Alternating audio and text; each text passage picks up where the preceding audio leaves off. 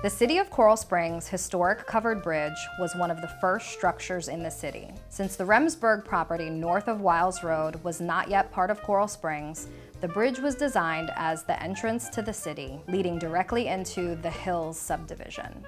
The Hills is unique to the rest of the city with large homes on large plots of land. James S. Hunt, president of Coral Ridge Properties and founding father of Coral Springs, wanted to convey a sense of the Old South on an otherwise barren landscape. His vision for Coral Springs was a totally planned city in the country, with brick colonial-style public buildings, boulevards planted with flowers, and the covered bridge as its centerpiece. Started as a sales gimmick, the covered bridge was meant to draw people out west to the new city. It had since evolved into a treasured community landmark where many people from around the city go to take photographs. Designed by architect George Hodap and constructed by Louis Mullins, George Porter, and Coral Ridge Properties employees, the bridge had survived multiple hurricanes and traffic accidents in its 55 years.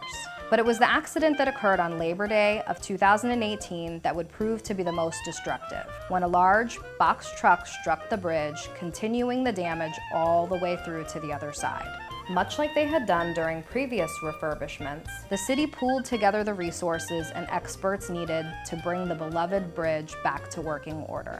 This required architectural and engineering plans, an artist to recreate the damaged murals, a construction crew, public works employees to oversee the reconstruction, and the city's risk management department to assess the low clearance signage and install additional preventative measures.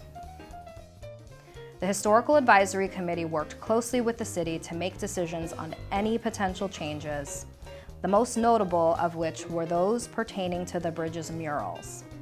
In working with muralist Georgetta Fondos, the committee noticed some very large differences between the current panels and those seen in old photographs.